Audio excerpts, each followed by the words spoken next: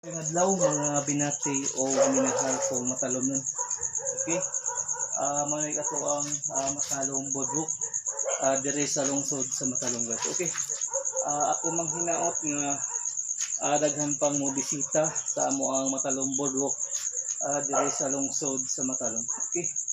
Nya ang atong Matalom bodbok adunay peryahan guys. Adunay peryahan nya samtang nagpirya taon niya makadaog ta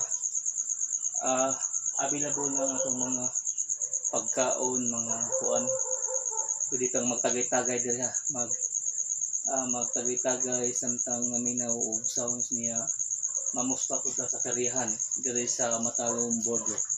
Ako mang hinaot nga daghang mo bisita o daghang mo kuan niya nanatay acoustic everyday unya ang ato ang unlimited disco every Friday dire sa atong Matalom bodbok sa lungsod sa Matalom. Okay? Nya ako mang hinaot nga daghang mo bisita or mo mga friends atong dalhon dire sa atong Matalom bodbok dire sa lungsod sa Matalom. Okay guys? Nya sa mga negosyante di ay nga ganahan magnegosyo dire sa lungsod sa Matalom, welcome tanan nga mo invest og business diri sa mong lungsod. Ang lungsod sa Matalom nanginhanglan og mga investor nga ganahan magnegosyo diri sa mong lungsod. Ako mang hinaot nga daghang mosanong, daghang mo put up og negosyo diri sa mong lungsod. Unya pahibalo sa tanan di ay ang ato ang Matalom bodbok adunay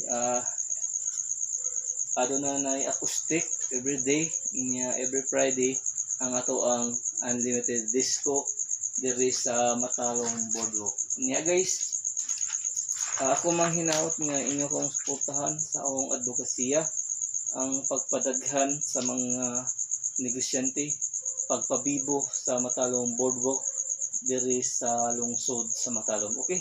Nya punpuhon ang atong terminal diha, atong pantalan, ongoing ni ang pagtrabaho.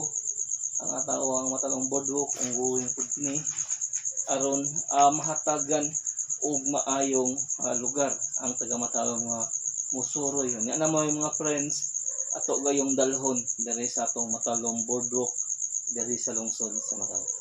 Iko pipe andam motabang sa lungsod ug serbisyo sa katawhan sa lungsod sa Matalom.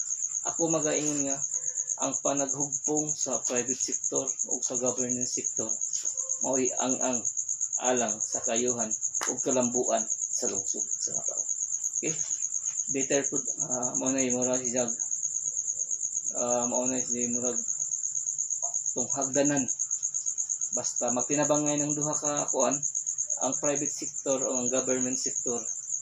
Ang gobyerno mohimo og mga proyekto para sa mga negosyante niya. Ang negosyante mao na mo put up para makakuan siya mga kuan, makahimo og negosyo diri sa lungsod sa Matalom.